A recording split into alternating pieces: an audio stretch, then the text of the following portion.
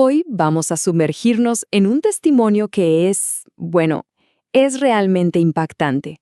Es la historia del reverendo Richard Wurmbrand, tal como la contó en su libro Torturado por Cristo.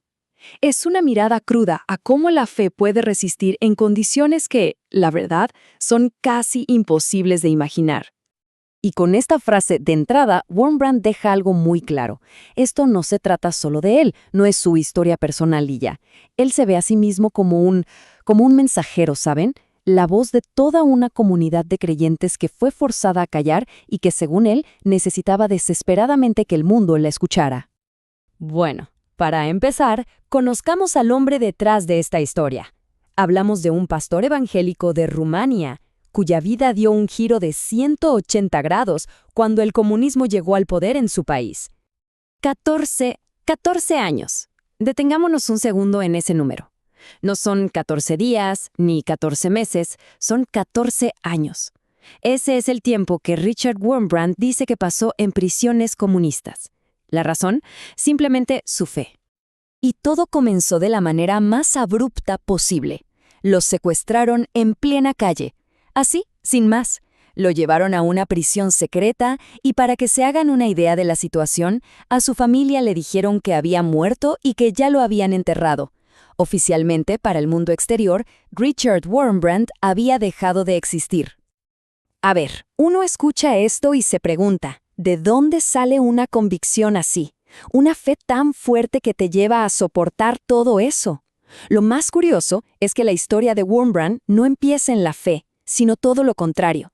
Su punto de partida fue la incredulidad más absoluta. Él mismo se definía como un ateo, pero uno de esos de hueso colorado. Odiaba la idea de Dios, y sin embargo, había algo que no cuadraba. Sentía como un imán que lo atraía hacia las iglesias, algo que no podía explicar. Su conversión, como él la cuenta, no fue un simple cambio de idea. Él lo describe como una cadena de eventos casi milagrosos. Y todo llega a un clímax cuando conoce a un viejo carpintero en un pueblo perdido que, y esto es increíble, resulta que llevaba tiempo rezando específicamente para que Dios le pusiera en su camino a una persona judía para compartirle su fe. Y justo ahí aparece Wurmbrand. Y aquí llegamos a un punto de inflexión. Imaginen la escena. Un gran congreso de líderes religiosos, todos controlados por el Estado, subiendo al podio uno tras otro para alabar al nuevo régimen comunista. En medio de todo eso, su esposa Sabina se le acerca y le susurra que se levante, que defienda su fe. Él le dice, si hago eso voy a terminar en la cárcel. Y la respuesta de ella fue lapidaria.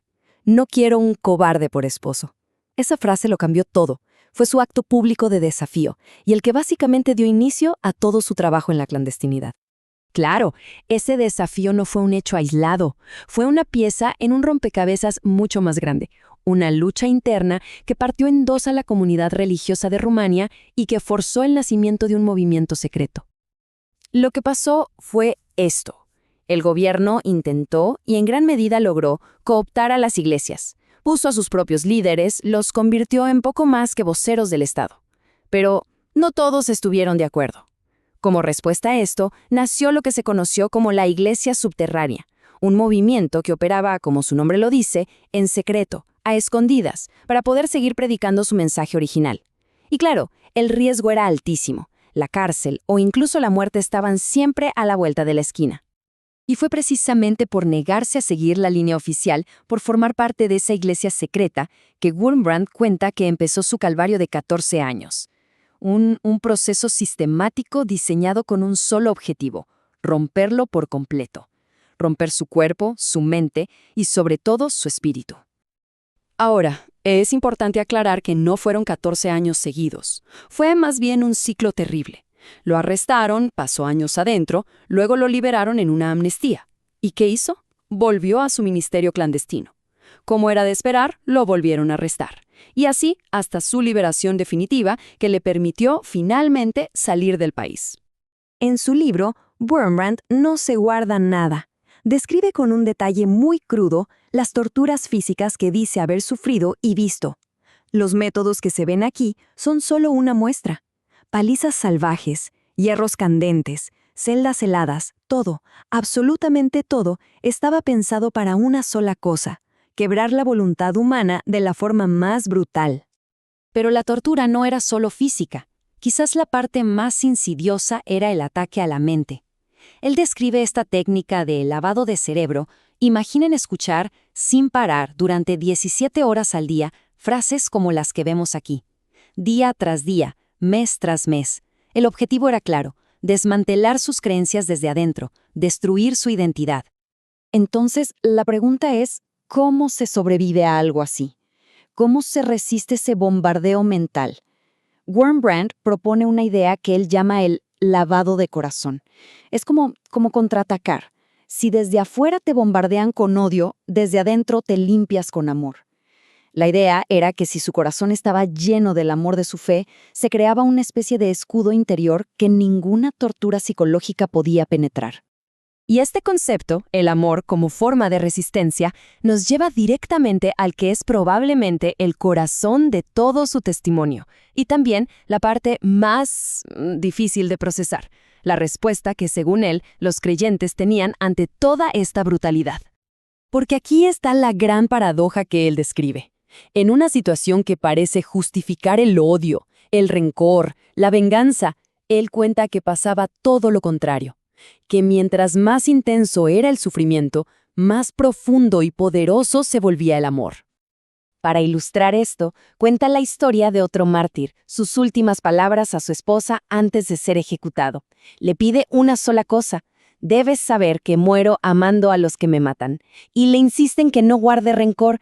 Es llevar ese principio a su máxima expresión. Y su libro está repleto de historias así. Relata cómo los prisioneros rezaban con fervor por sus propios torturadores. Habla de un pastor que se ofrecía para recibir los golpes que iban dirigidos a otros. O la historia increíble de cómo compartían su único trozo de pan de la semana con los guardias que los habían torturado, cuando a esos mismos guardias los metían presos con ellos. Son actos que desafían la lógica. Pero bueno, la historia de Wurmbrand no acaba cuando por fin sale de la cárcel. De hecho, se podría decir que su liberación fue solo el comienzo de un nuevo capítulo, de una misión completamente diferente. ¿Y cómo salió? Bueno, su libertad no fue gratis. Literalmente tuvo un precio. Según el libro, 2 organizaciones cristianas de Noruega negociaron directamente con el gobierno rumano y pagaron un rescate de $10,000 para que lo dejaran ir. Pero justo antes de salir, la policía secreta le dejó un mensaje muy, muy claro. Le dijeron: mira, habla de Cristo todo lo que quieras, pero a nosotros ni nos menciones. No digas ni una palabra en nuestra contra. Así que, en el fondo, todo su libro, todo su testimonio, es su respuesta a esa amenaza. Es su decisión de no callar. Porque para él, hablar no era una opción personal, sino una obligación. Él sentía que tenía una misión que le habían encargado los propios líderes de la iglesia secreta: salir de Rumania y convertirse en su voz para el resto del mundo, contar su historia, la de todos ellos. Y con esto llegamos al final, con una pregunta que queda flotando en el aire. El testimonio de Wurmbrand nos obliga a pensar en esto. ¿Es suficiente con oponerse y odiar una ideología? ¿O es necesario, de alguna manera, amar a las personas que están dentro de esa ideología? Es una distinción complicada y es un desafío que va mucho más allá de su historia en una prisión de Rumania, ¿no creen?